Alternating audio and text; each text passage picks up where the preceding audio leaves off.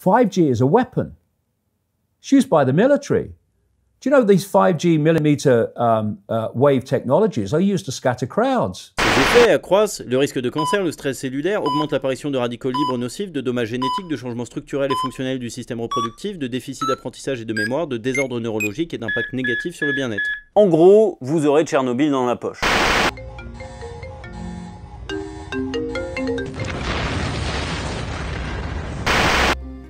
Is it true? It could be. No, well, come very, on. very no few cases. There was an unfortunate incident out in Iowa. Look, gentlemen, practice these words in front of the mirror.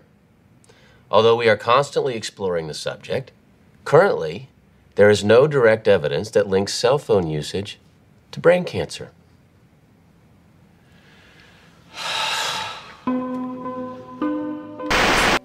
Nosebleeds, cognitive problem, exhaustion. We have evidence of DNA damage, cardiomyopathy, which is the precursor of congestive heart failure. Short and long-term memory loss, decreased attention spans, lower reaction times, even involuntary contractions of muscles causing misalignments of spines and jaws. Breast cancer. We suddenly have breast cancer in women who have no DNA predisposition. Disrupted immune function and change in stress proteins. Reproductive and fertility effects. There are dozens and dozens of studies that show beyond any doubt what this radiation is doing to our sperm. Now, if you take the cell phone out of your pocket, the sperm will recuperate within 3 to 4 months. What would not recuperate would be the damage to the DNA of the sperm. That is irreparable. The wife of the ex-governor of Indiana was diagnosed with glioblastoma. Same brain tumor Ted Kennedy had and John McCain had. Did you look at John McCain's scar? This is a cell phone brain tumor. LeBron James, one of our sports people, had a salivary gland tumor. That is another cell phone tumor. You didn't hear about it because immediately after that was discovered, he was paid by Samsung to become their spokesperson.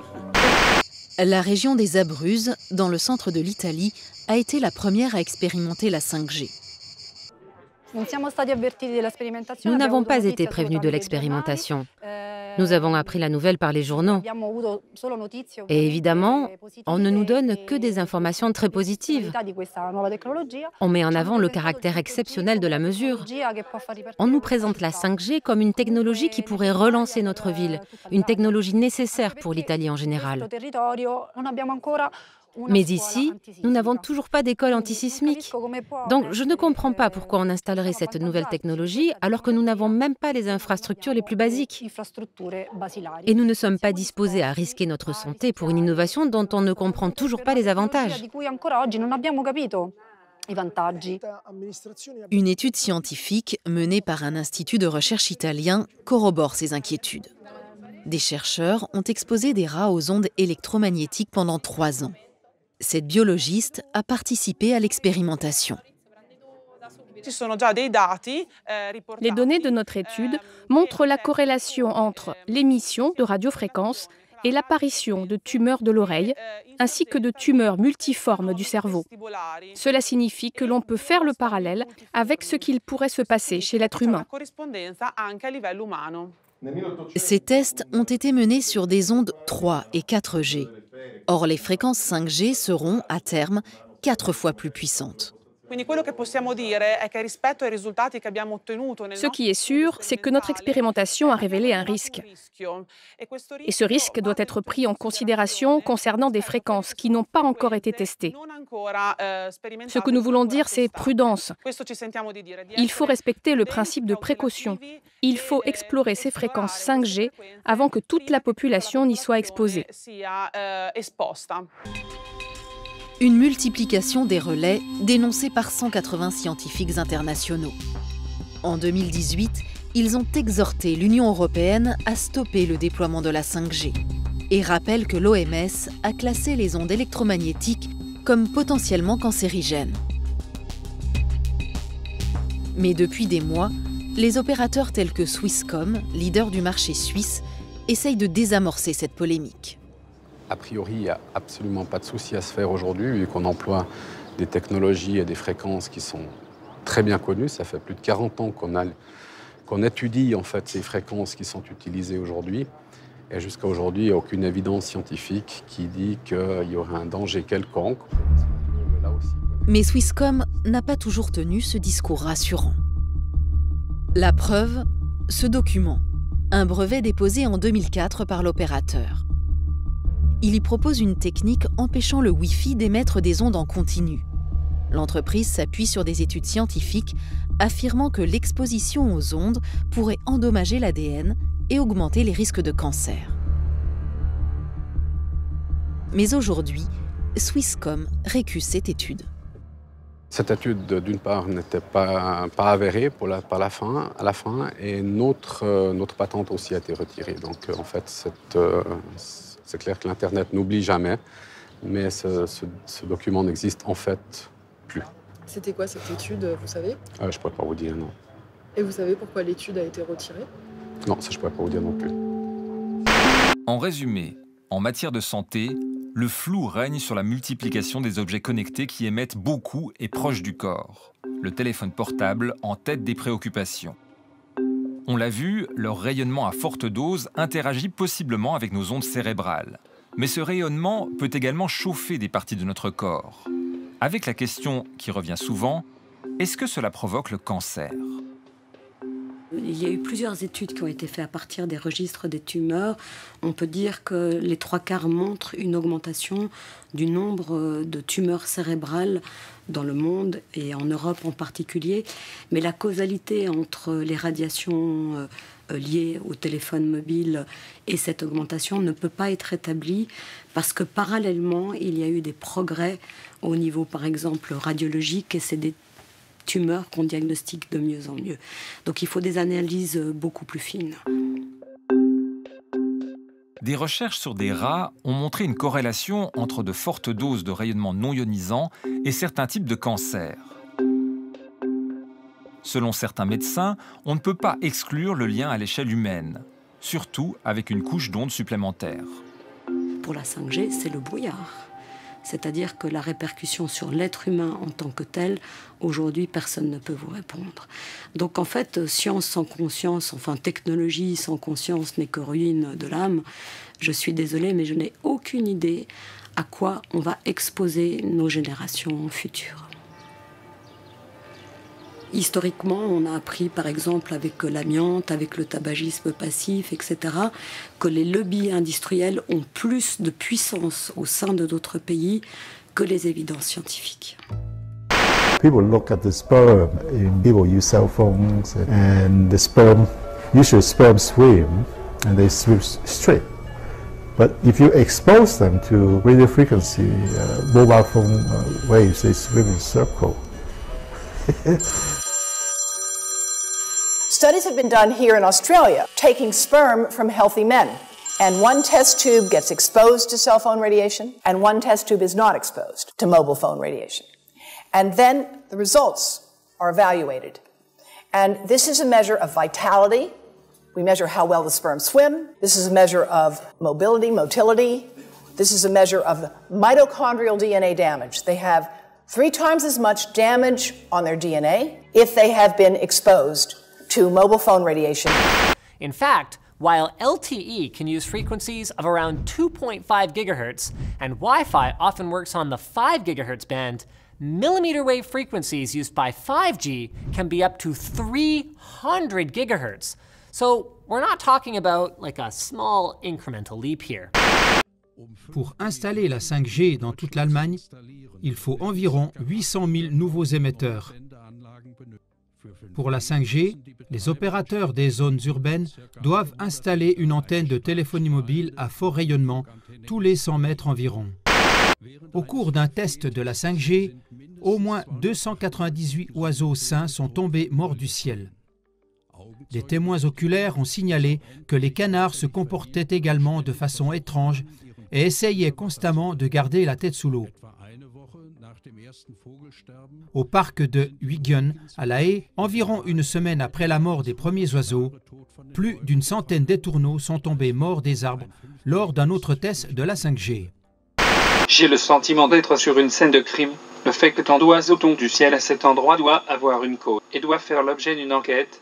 si l'on parle d'empoisonnement. Encore une fois, presque au même moment où ces animaux sont morts, près de la station. Balance pour. Il a été testé un émetteur 5G. Les oiseaux ont tous une insuffisance cardiaque, avec un corps en bonne santé.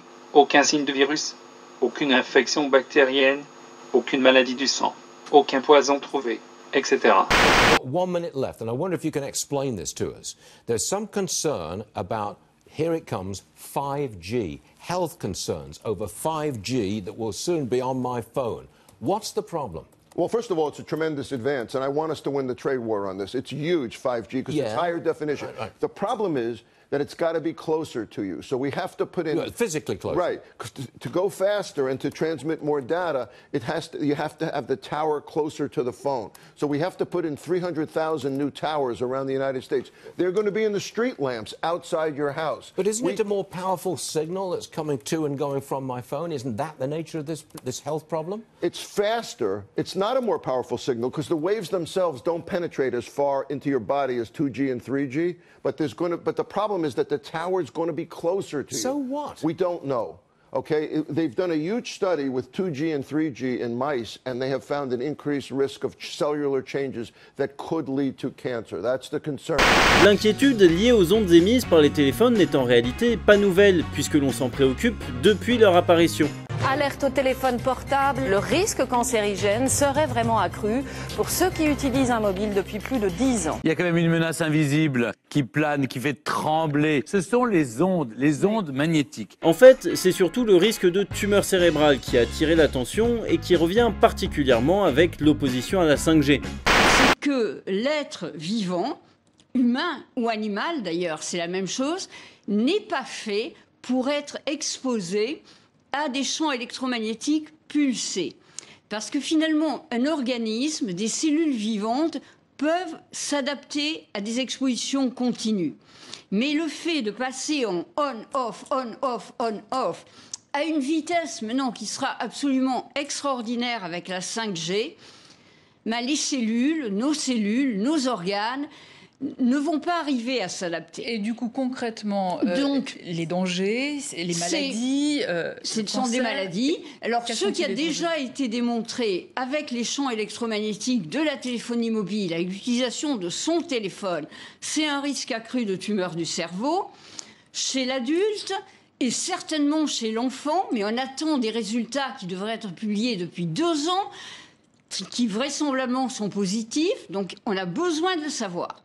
Mais ce sont des dangers avérés ou supposés à l'heure actuelle? Le risque parce que les études se contredisent, hein. C'est ça le problème. Oui, avec mais si on regarde les personnes qui ont été exposées régulièrement, et dans le passé quand même, parce qu'il faut un certain temps pour faire un cancer, fort heureusement, les gens qui utilisent le téléphone plus d'une demi-heure par jour ont un risque accru de tumeur du cerveau. On le sait chez l'adulte. Et je parierais que c'est également vrai chez l'enfant. Ça fait 2 ans que des résultats doivent sortir et ne sortent pas. Donc il y a une rétention d'informations qui est inadmissible. Dû à des lobbies, par exemple Dû sans doute au fait que ça doit gêner des personnes, que le risque soit démontré. Mais du coup, la 4G est à l'heure actuelle, qui est utilisée à l'heure actuelle, comme la 3G, est tout aussi dangereuse que la 5G. Était déjà dangereuse. Et c'est cela que l'on a étudié. Parce que, comme je dis, vous ne faites pas un cancer du jour au lendemain. Donc, ce que l'on peut évaluer aujourd'hui, c'est lié aux expositions telles qu'ils existaient il y a 10 ans, il y a 5 ans, pour le risque de cancer. Mais il y a d'autres problèmes, plus immédiats. Il y a des effets sur le rythme cardiaque, avec des risques d'accidents cardiovasculaires. Il y a des effets sur la reproduction, via la qualité du sperme. Mais ça, c'est des choses que l'individu peut un peu contrôler, son utilisation de portable. Donc danger pour l'homme. Danger pour l'homme, avéré. L'animal également, mais aussi pour l'animal aussi. La nature, pour l'environnement. Même pour les arbres. Il y a des études qui ont été faites qui montrent que les arbres qui sont face à des antennes relais, le côté exposé a des feuilles qui sont moins en forme que l'autre côté. Right, here we go. Here we go. Right. So we have a tree here, not a very good looking tree, all the bark's falling off, all on the left hand side. Look on the left hand side of that tree, look on the right hand side. That's alright, yeah. Right, well look at the right hand side of the tree, look at the flower, look at the bushes. Look at the green bushes, yeah. Very nice. Look at the left hand side. Dead. Do you know why? Because that's right next to it. Look at this.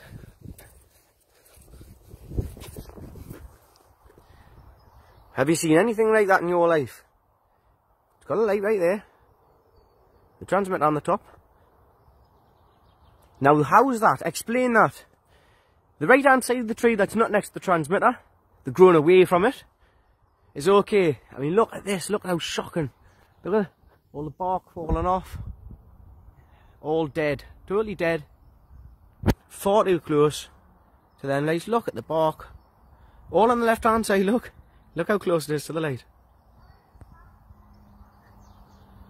These 5G transmitters are lethal. If that's what it's doing to a tree, right next to a tree, think about what these are doing to our health. Just think about that for a minute. Un téléphone actif perturbait le comportement de la colonie. Le son de la colonie entière change, tant au niveau de l'intensité du son que de la fréquence. Et ce son est un des deux signaux qui dit à la colonie que c'est le temps d'essaimer, le moment de quitter la ruche. Et ça c'est grave? Oui, c'est grave si c'est avéré et que cet essaimage a lieu en hiver. Une colonie qui quitte la ruche en hiver n'a aucune chance de survie dans un environnement où il n'y a ni pollen ni nectar.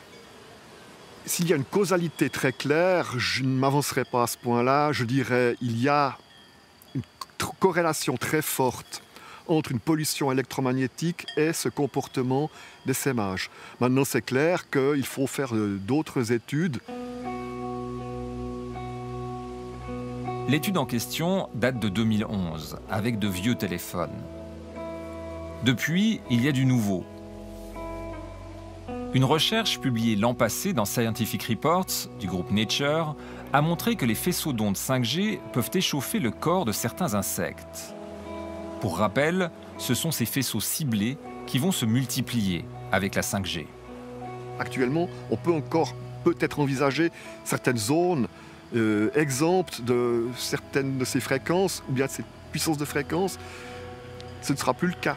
Avec l'arrivée de la 5G, tous les objets connectés, 200 milliards dans le monde, il n'y aura plus aucun endroit sur Terre, que ce soit les plantes, les animaux et les humains, qui soient à l'abri de ces ondes. Ce sont des citoyens inquiets qui se rendent au Parlement bruxellois ce matin. Dans leurs mains, un rapport sur la 5G et ses risques pour la santé, remis ensuite à la présidente de la Commission environnement. Leur objectif, l'arrêt pur et simple du déploiement de cette nouvelle technologie sans fil sur Bruxelles. Bien sûr que c'est un argument audible, le problème de l'image de Bruxelles. Mais d'un autre côté, je vois aussi les enjeux au niveau sanitaire et la crise sanitaire vers laquelle on peut se diriger.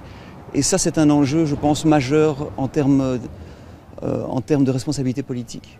Selon l'association, avec l'arrivée de la 5G, on multiplie par 6 la pollution électromagnétique dans la ville. Au niveau scientifique et médical, on a de fortes suspicions que la 5G, d'abord, ça va être une couche de plus de pollution électromagnétique, et en plus, il semblerait que cette 5G soit beaucoup plus nocive que les technologies antérieures.